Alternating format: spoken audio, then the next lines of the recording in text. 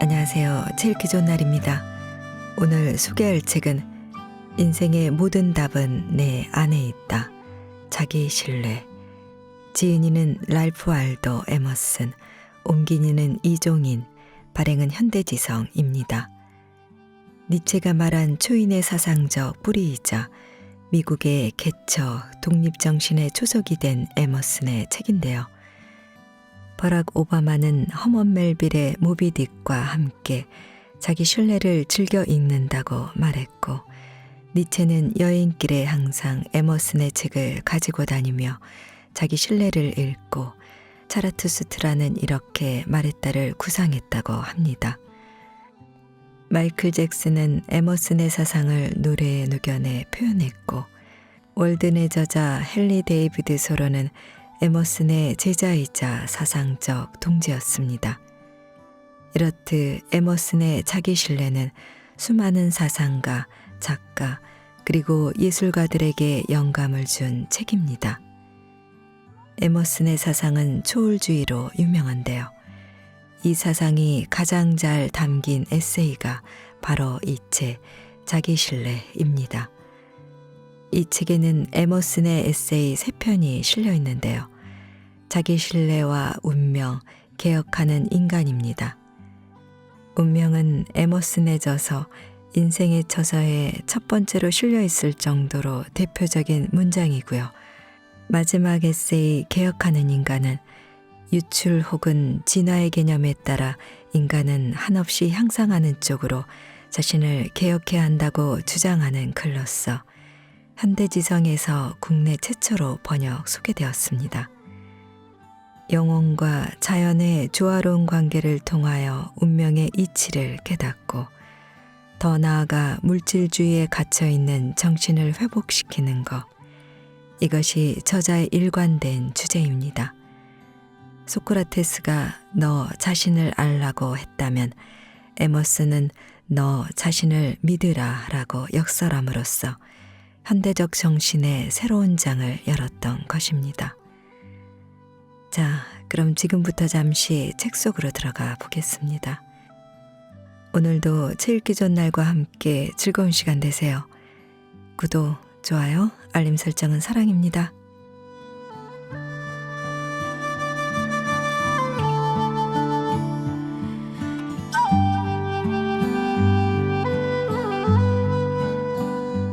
자기 신뢰. 부러움은 무지에서 나온다. 당신 자신의 생각을 믿는 것, 은밀한 마음속에서 당신이 진실이라고 생각하는 것이 모든 사람에게도 그대로 진실이 된다고 믿는 것, 이것이 천재의 행동이다. 당신의 머릿속에 숨은 확신을 밖으로 드러내면 보편적 의미를 획득한다. 가장 깊숙한 것은 적절한 때가 되면 겉으로 분명하게 드러나기 때문이다. 우리의 첫 번째 생각은 최후 심판의 나팔 소리가 울릴 때 우리에게 되돌아온다. 이러한 마음의 목소리는 우리 모두에게 아주 친숙하다. 모세, 플라톤, 밀턴이 남긴 가장 뛰어난 공로가 있다면 무엇일까? 그것은 이들이 책과 전통을 무시했고 남들의 말을 모방하지 않고 자기 스스로 생각하는 바를 말했다는 데 있다. 사람은 마음속 깊은 곳에서 번쩍거리며 지나가는 빗줄기를 발견하고 관찰하는 법을 배워야 한다. 각 개인에게는 음유시인이나 현자들에게서 나오는 하늘을 가로지르는 불빛보다 자기 마음 속에서 샘솟는 한 줄기 빛이 더 중요하다. 하지만 사람들은 그것이 자기에게서 나왔다는 이유만으로 그 생각을 별로 주목하지 않고 그냥 무시해 버린다. 천재들이 남긴 모든 작품에서 우리는 스스로 거부해 버렸던 생각을 발견한다. 낯설지만 장엄한 모습으로 그 생각들은 우리에게 되돌아온다. 위대한 예술 작품들이 우리에게 전하는 가장 감동적인 교훈은 이것이다. 다른 무수한 목소리가 반대 의견을 낼지라도 점잖으면서도 굳건한 자세로 자신의 자발적인 느낌을 더 소중하게 믿고 그 작품들이 웅변하는 소리를 들어야 한다는 것이다. 이렇게 하지 않는다면 내일 어떤 낯선 사람이 우리가 늘 생각하고 느꼈던 바로 그것을 아주 그럴듯하게 말할 것이다. 그러면 우리는 그 타인에게서 우리 생각을 받아들여야 하는 부끄러운 상태가 된다. 부러움은 무지에서 나오고 모방은 자살행이다. 배우는 과정에서 이런 확신이 드는 순간이 온다. 또한 좋든 나쁘든 자신이라는 존재를 있는 그대로 제 운명의 몫으로 받아들여야 하는 시간을 맞이한다. 이 세상은 좋은 것들로 가득 차 있다. 그러나 자신에게 주어진 경작지를 자기 자신의 노동으로 갈지 않으면 단 한 알의 옥수수도 그에게 주어지지 않는다. 인간 내부의 깃든 힘은 본래 새롭다. 그 새로움 때문에 인간은 자신이 무엇을 할 수 있는지 예상하지 못하는데 직접 뭔가를 해보아야만 비로소 자기 능력을 알게 된다. 우리에게 강렬한 인상을 남기는 얼굴, 성격, 인상이 있는 반면 그렇지 못한 것들도 있는데 여기에는 다 이유가 있다. 인상이 기억 속에 각인되는 것은 사전에 정해진 조화를 따르기 때문이다. 우리 눈은 빛이 있는 곳을 바라보고 특정한 빛을 인식한다. 그런데 우리는 자기 생각을 절반도 옳게 드러내지 못하고 각자가 마음속에 품고 있는 신성한 생각을 오히려 부끄럽게 여긴다. 하지만 부끄러워하지 말라.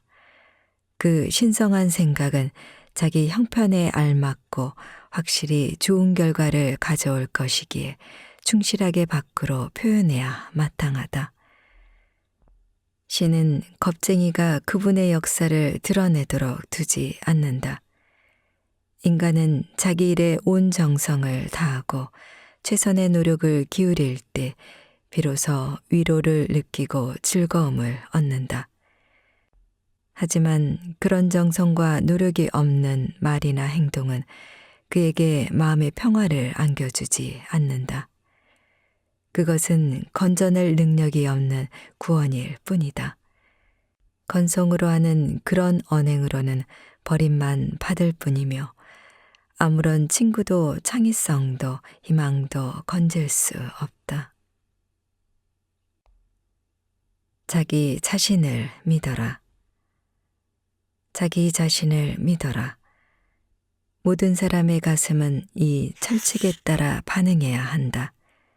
신의 섭리가 당신을 위해 마련한 자리, 동시대를 살아가는 사람과의 어울림, 사건 사이의 상호 연결을 받아들여라.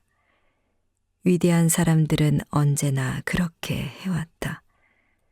그들은 시대의 위대한 정신에 자신을 어린아이처럼 내맡겼고 절대적으로 믿을 만한 것이 가슴 깊숙한 곳에 자리 잡고 그들의 양손을 통해 일하며 전 존재를 지배한다고 생각했다.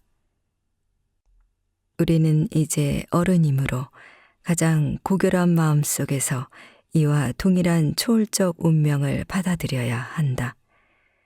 우리는 잘 보호되는 곳에 있는 미성년자이나 환자가 아니며 혁명에서 달아나는 비겁자도 아니다.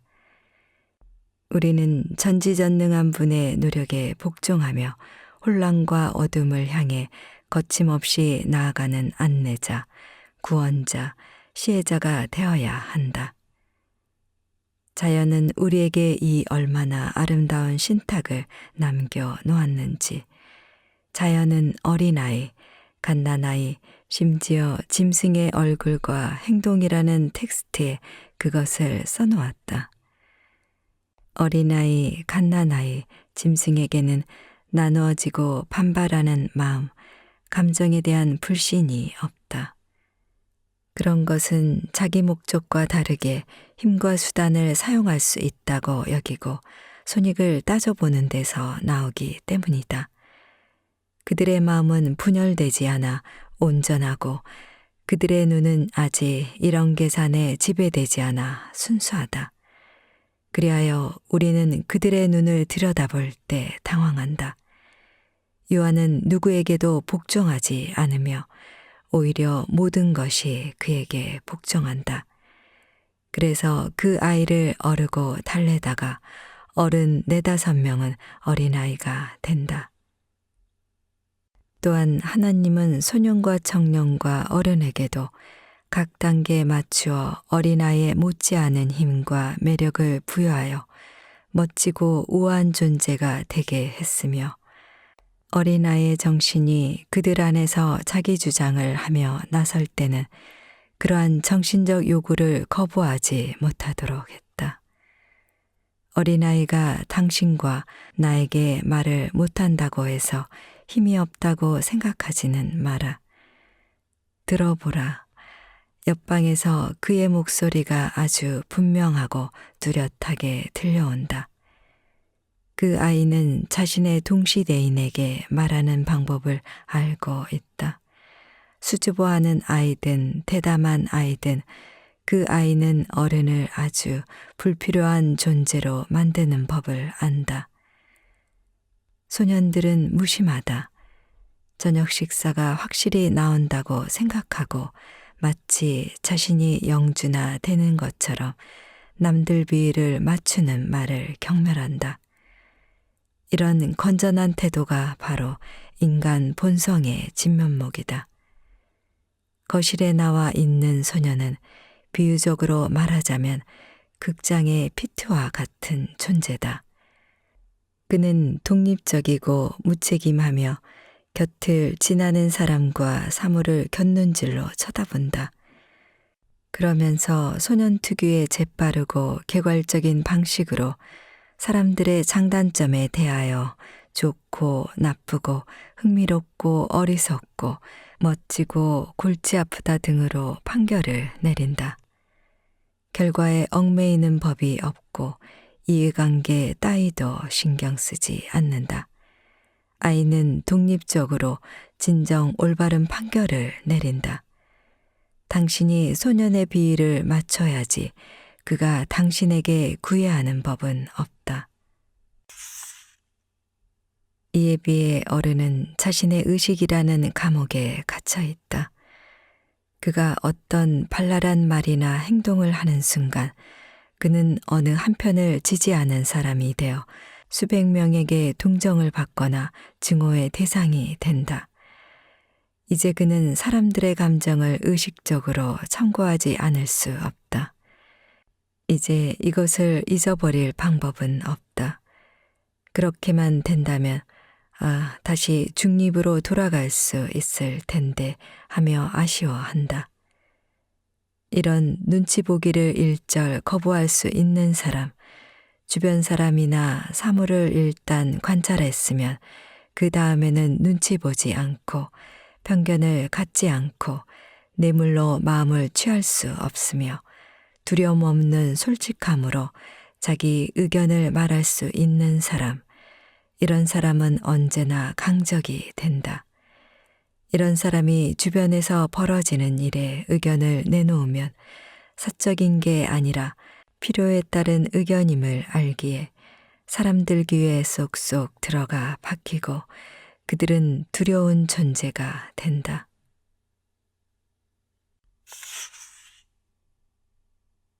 내 인생은 나의 것. 대중적인 관점에서 보자면 미덕은 원칙이라기보다 예외에 가깝다. 먼저 사람이 있고 그 다음에 미덕이 있다. 사람들은 자기에게 용기와 자비가 있다는 증거로 소위 선행을 한다. 가령 날마다 벌어지는 열병식에 불참하는 데 대한 속죄로 벌금을 내는 식이다. 그들의 선행은 세상살이에 대한 변명 혹은 정상 참작과 같은 뜻이다. 말하자면 환자나 정신 이상자가 병원에 병원비를 많이 내는 것과 비슷하다. 일반인이 하는 덕행은 이처럼 속죄 행위일 뿐이다. 하지만 나는 속죄하지 않고 단지 씩씩하게 살아가고 싶다. 내 인생은 자신을 위한 것이지 남에게 보여주기 위한 것이 아니기 때문이다. 나는 화려하면서 불안정하기보다는 비록 낮은 신분이라도 진실하고 평등하게 살아가는 것을 훨씬 더 선호한다. 내 인생이 건전하고 달콤하길 바라지 절식하거나 방열하면서 살고 싶지는 않다. 나는 당신이 사람이 되었음을 보여주는 핵심 증거를 원하지 지금껏 이런저런 행위를 했다면서 그것을 내놓는 것은 거부한다. 소위 탁월하다는 행동을 했는지 안 했는지는 중요한 문제가 아니다. 내가 본질적인 권리를 지닌 그곳에서 특혜를 좀 누린다고 해서 대가를 지불하라는 것에는 동의하지 못하겠다. 내 주제는 많지 않고 또 평범한 것에 불과하더라도 나는 실제로 여기 이렇게 있다. 그렇기에 다른 2차적인 증거로 내 확신이나 동료들의 확신은 필요치 않다. 나는 내가 중요하다고 생각하는 것을 해야지. 남이 중요하다고 생각하는 것을 해서는 안 된다.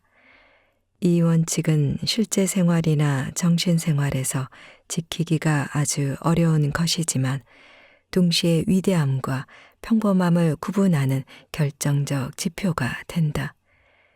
왜 이 원칙을 지키기가 어려운가 하면 어떤 것이 당신의 의무인지 당신보다 더 잘 안다고 주장하는 사람들이 주변에는 항상 있기 때문이다. 세상에서 여론을 따라 살아가는 것은 쉬운 일이다. 그러나 위대한 사람은 그렇게 살지 않는다. 위는 군중의 한가운데서 자신의 독립적인 고독을 지키면서도 아주 품위 있는 생활을 해나간다. 수능은 눈먼 사람의 허세. 당신이 보기에 이미 죽어버린 관례들에는 절대 순응하지 말라. 그것은 당신의 잠재력을 흩어버리기 때문이다. 당신의 시간을 빼앗고 겉으로 드러나는 성품을 흐릿하게 만든다. 당신이 죽어버린 교회에 다니고 죽어버린 성소공예에 힘을 보태고 여당에 찬성하든 반대하든 거대 정당에 투표하고 평범한 살림꾼처럼 식탁을 차린다고 해보자. 나는 그런 장막에 둘러싸여 있는 당신이 어떤 사람인지 정확히 파악할 수가 없다. 그런 생활을 하면서 힘이 많이 흩어졌기 때문이다. 그러나 당신이 자신만의 일을 한다면 나는 금방 알아볼 것이다. 당신의 일을 하면 자신을 더욱 강하게 하는 셈이다. 우리는 이 수능이라는 게임이 눈먼 사람의 허세임을 꿰뚫어 보아야 한다. 만약 당신의 소속 종파를 안다면 나는 당신이 무엇을 주장할지 예상할 수 있다. 나는 어떤 설교자가 소속 교회의 어떤 편리한 제도를 주제로 설교한다는 이야기를 들었다. 그러하다면 설교자가 새로운 것은 말하지 않을 것이라고 충분히 예상할 수 있다. 그 제도의 근거를 검토하면서 은근히 드러내는 자세를 보일 테니 새롭고 자발적인 것은 꿈꾸기 어렵지 않겠는가. 그는 한 교구의 목사로서 자신에게 허용된 측면만 옹호한다는 것을 나는 알고 있다. 이는 말하자면 수임료를 받는 변호사나 다름없고 그런 그가 출입하는 법정 분위기는 공허한 허세에 지나지 않는다. 그렇다. 대부분 사람은 손수건으로 자기 눈을 가리고 여론에 얽매인 채 살아가고 있다. 이런 대중영합적인 태도로 그들은 몇 가지 구체적인 사항에서 거짓말하는 데 그치지 않고 모든 사항에서 그릇된 사람이 되어간다. 그들이 말하는 진실은 실제로는 진실이 아니다. 그들 둘은 진짜 둘이 아니고 그런 만큼 2 더하기 2은 4이 되지 않는다. 그리하여 그들이 하는 모든 말에 우리는 화가 나고 그들을 교정하려면 어디서부터 시작해야 할지 암담해진다.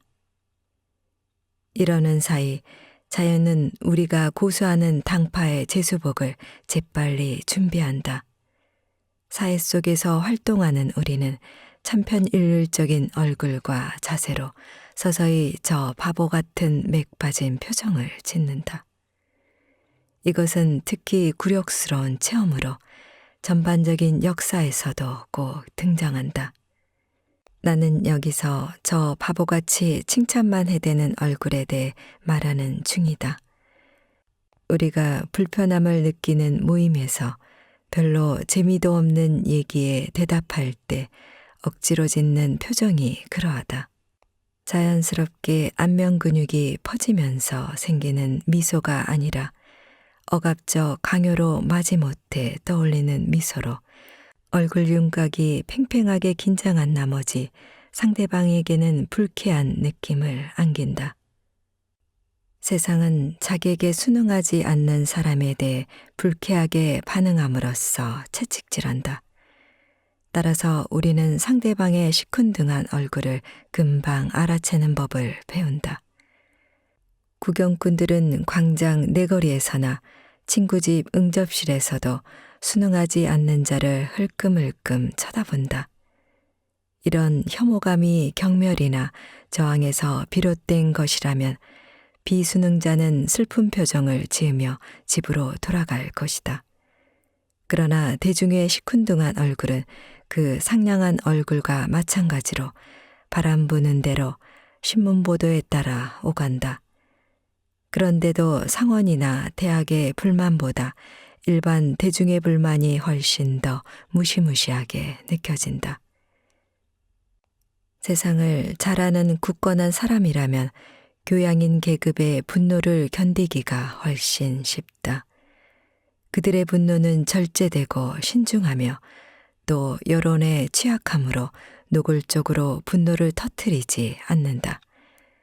그러나 그들의 수동적인 분노에 일반 대중의 노골적인 분노가 더해져 무식자와 가난한 자가 동시에 들고 일어나고 더 나아가 사회 밑바닥에 잠복해 있던 비이성적인 짐승 같은 힘이 으르렁거리고 얼굴을 찌푸리면서 고개를 쳐들 때가 있다. 그런 때 별 걱정 없이 사소한 일인 듯 그런 동요를 대범하게 처리하자면 관대함과 종교에서 빌어온 습관이 꼭 필요하다.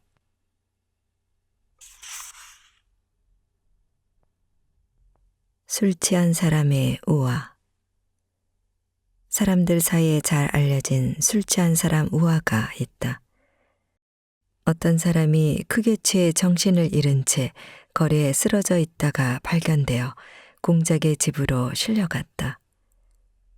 사람들은 그의 몸을 잘 씻기고 좋은 실내복을 입혀 공작의 침대 위에 눕혔다. 그가 깨어나자 사람들은 마치 그를 공작인 것처럼 극진히 대했다. 그러자 그 사람은 자신이 잠시 정신을 잃은 채로 살아온 게 틀림없다고 확신했다. 이 우화가 사람들 사이에서 왜 인기가 높을까? 인간 상태를 제대로 상징하기 때문이다. 인간은 이 세상에서 술 취한 사람 상태로 살아가는데 가끔 술에서 깨어났을 때는 이성을 발휘하여 실은 자신이 군주임을 발견한다는 것이다.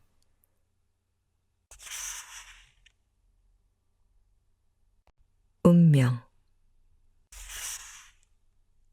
하늘에서 발견되는 오묘한 주짐들이 외로운 음유 시인에게 진정한 증인이 되어주네.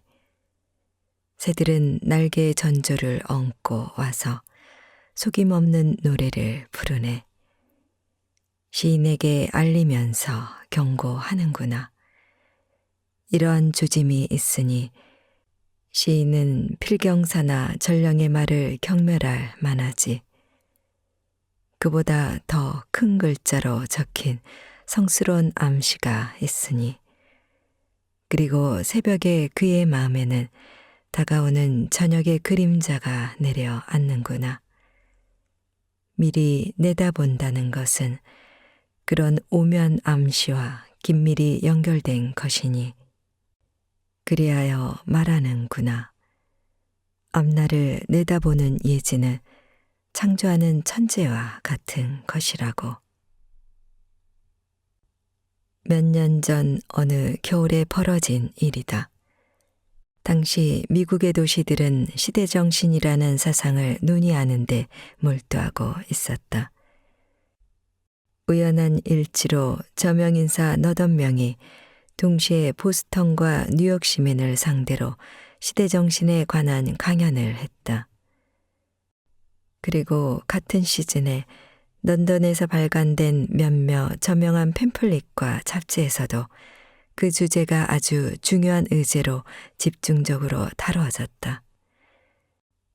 그런데 내가 볼 때 시대정신의 문제는 스스로 진화하여 인생을 살아나가는 실용적 방법에 관한 질문으로 바뀌었다.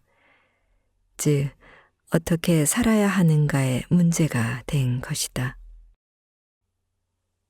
운명과 자유, 어떻게 살아야 하는가? 우리에게 이 시대의 문제를 해결할 능력은 주어지지 않았다. 기하학은 주도적인 사상들의 거대한 궤적을 잴 수 없고 어떻게 귀결되는지 목격하지 못하며 사상들 사이의 대립을 화해시키지도 못한다. 우리는 단지 자신의 극성을 따를 뿐이다.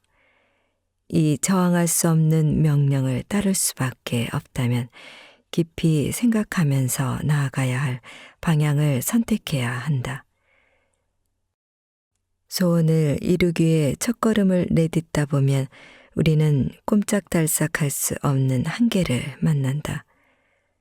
가령 인간을 개혁하려는 희망으로 불타올랐다고 하자. 그리하여 여러 번의 실험을 거친 후에 좀 더 일찍, 그러니까 학교에서 인간개조를 시작해야 한다는 사실을 깨닫는다. 그러나 이미 아이들은 유순하지 않기에 어떻게 해볼 수가 없다. 그리하여 그들은 좋은 제목이 아니라는 결론을 내린다. 그렇다면 그보다 더 일찍, 그러니까 그들이 태어났을 때부터 이 일을 시작해야 한다. 다시 말해 운명 혹은 세상의 법칙이라는 게 있는 것이다. 아무리 거역할 수 없는 명령이 있더라도 우리는 그 명령을 이해해야 한다.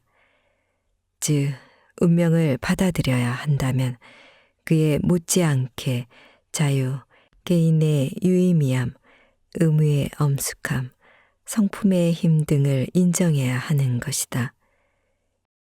이것이 진실이라면 적어 운명도 진실이다. 하지만 우리의 기하학은 이 양극단을 가로질러 그 둘을 조화시키지는 못한다. 그렇다면 어떻게 할 것인가? 각각의 생각, 운명과 자유에 솔직하게 복종하고 되씹어 본다면 우리는 그것들의 힘을 마침내 알게 된다. 다른 생각에 대해서도 복종해 봄으로써 이들을 서로 조화시킬 수 있다는 합리적인 희망을 갖게 된다. 그 이유는 알지 못하지만 우리는 필연히 자유와 착하고 개인은 세상과 그리고 극성은 시대정신과 짝한다는 것을 확신한다. 그리고 시대의 수수께끼는 개인 각자에게 은밀한 해결안을 제시한다. 만약 우리가 이 시대를 연구하려 한다면 이렇게 해야 한다. 우리의 일상에서 중요한 주제들을 하나씩 꺼내들고 그 주제에 관해 즐거운 것을 모두 기술하고 또 다른 주제에 대해 즐겁지 못한 사실을 모두 기술하면 진정한 한계가 무엇인지 드러난다. 어떤 주제를 한쪽으로 과도하게 강조하는 것을 바로잡으면 정당한 균형이 이루어진다. 여기서 객관적 사실을 솔직하게 밝혀보자. 우리 미국은 천박하다는 오명을 안고 있다. 위대한 인간, 위대한 국가는 자랑하거나 허세를 부리지 않으며 인생의 무서움을 바르게 인식하고 거기에 적절히 대비한다. 스파르타인은 조국을 종교로 여겨 그 장엄함 앞에서는 아무런 이의도 제기하지 않고 기꺼이 죽었다.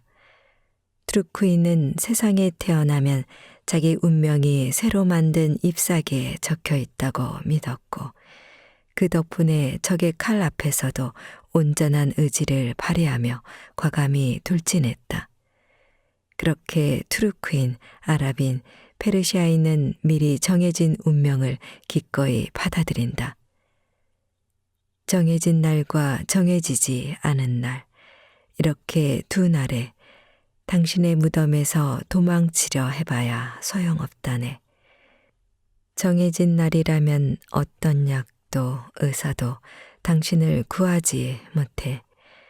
정해지지 않은 날이라면 우주도 당신을 못 죽여. 인도인은 운명의 바퀴 아래에서 확고한 자세를 취한다. 앞선 세대의 칼뱅주의자 신도들도 그와 비슷한 위엄을 갖추고 있었다. 그들은 우주의 무게가 그들을 각자의 자리에 눌러 앉힌다고 생각했다. 그들이 무엇을 할 수 있었겠는가? 현명한 사람들은 인간의 언어로는 말하기 어렵고 표결로 결론 짓기 어려운 뭔가가 있음을 느꼈다. 그것은 세상을 단단히 동여매는 밧줄 혹은 혁대와 같았다. 만물을 전반적으로 관리하는 운명은 세상 모든 것에 개입한다. 신이 미리 보아둔 곳에 그 뜻을 전한다. 그 힘은 너무나 강하다. 비록 세상이 어떤 사안에 대하여 그렇다 혹은 아니다 하면서 정반대 의견을 내도 운명은 지난 1000년 동안에도 없었던 일을 어느 하루에 벌어지게 한다. 그러므로 우리 소원이 전쟁이든 평화든 증오든 사랑이든 이 모든 것은 신의 뜻으로 결정된다. 제프리 초서 기사 이야기에서 그리스 비극도 같은 운명관을 표현했다. 그렇게 벌어질 운명이라면 결국 일어나게 되어 있다. 제우스 신의 거대한 마음을 침범해서는 안 된다. 야만인들은 한 부족 혹은 한 마을이 떠받드는 지역신에 매달린다. 이와 마찬가지로 예수의 폭넓은 가르침은 급속히 축소되어 선민사상이나 편애주의를 강조하는 마신학 정도로 전락해버렸다.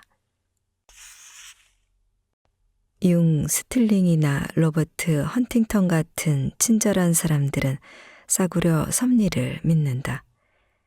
착한 사람이 저녁 식사를 하고 싶으나 돈이 없을 때 누군가가 갑자기 나타나 그의 집문을 두드리며 50센트를 건네준다는 값싼 섭리 말이다.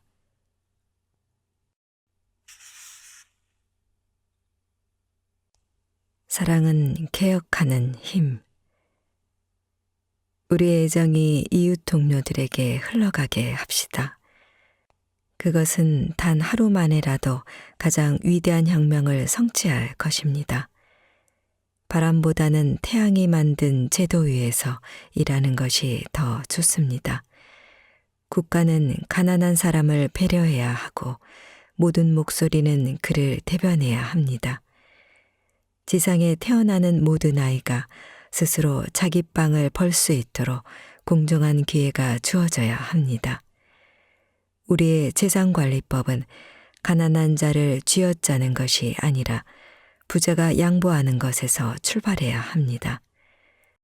우선 평소 나눠주기로부터 시작합시다. 공평한 법칙이라 함은 아무도 자기 목 이상을 가져가지 않고 그리하여 그가 늘 부자라고 느끼게 하는 것입니다. 내가 사랑받는 사람이라고 느끼게 합시다. 세상이 내게 잘 대해주는 것이 고마워서 보상적 행동을 하도록 합시다. 사랑은 이 피곤하고 오래된 세상을 다른 눈으로 보게 할 것입니다. 우리는 너무 오랫동안 이교도와 적대적으로 살아왔습니다. 정치가들의 헛된 외교술, 육해군과 방어선의 무능함 등이 무장하지 않은 아이로 신속히 대체되는 모습을 보면 가슴이 따뜻해집니다.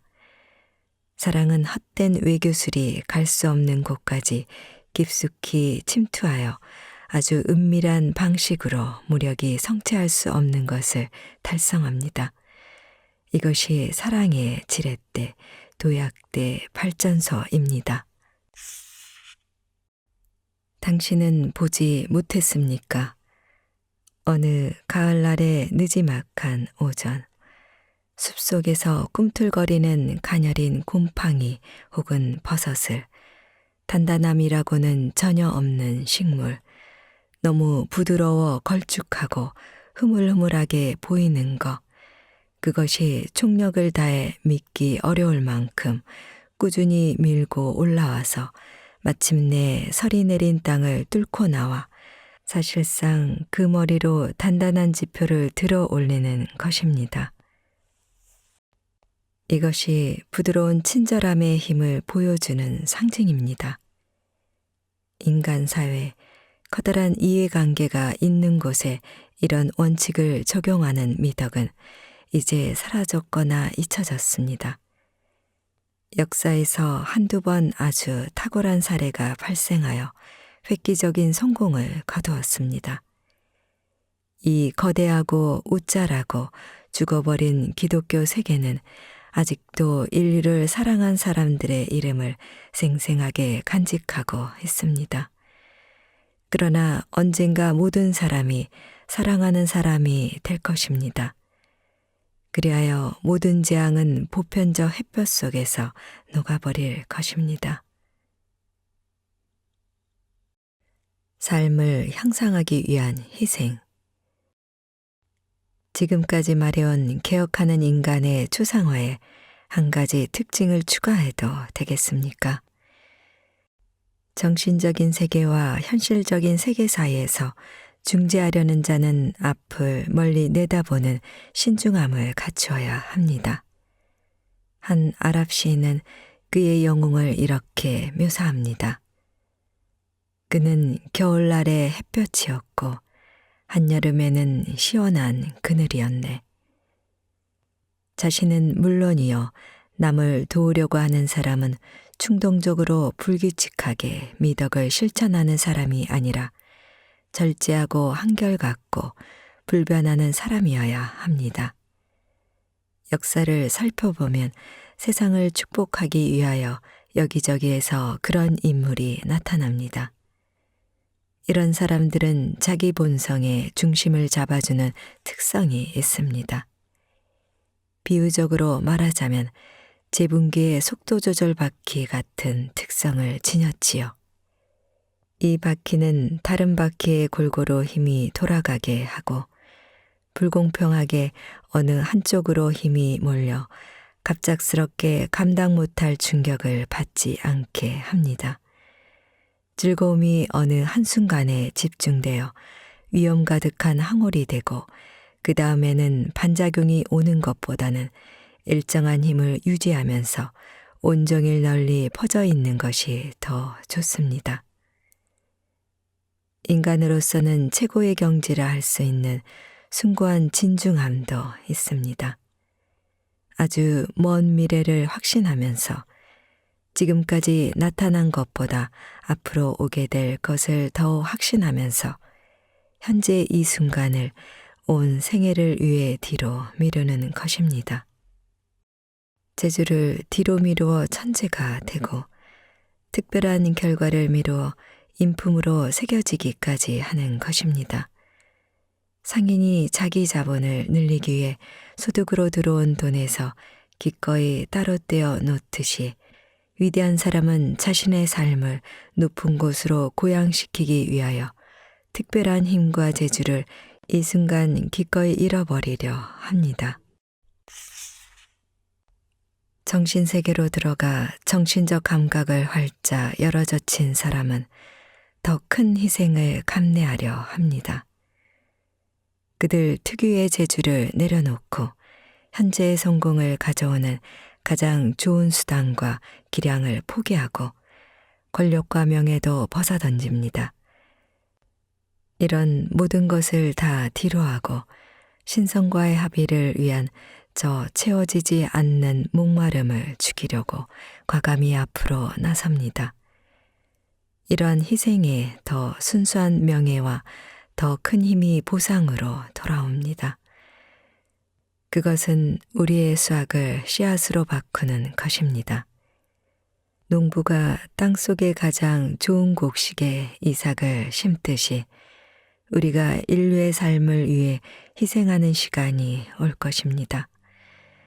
그렇게 되면 우리는 가진 모든 것을 내려놓으면서 우리가 현재 소유한 것보다 더 많은 것을 인류를 위한 수단과 힘으로 바꾸어 놓을 것입니다. 그때 우리는 해와 달을 기꺼이 우리의 씨앗으로 삼을 것입니다.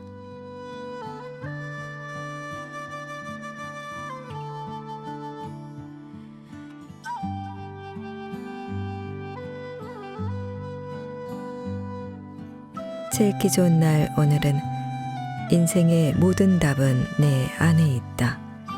자기 신뢰를 보내드렸습니다. 감사합니다.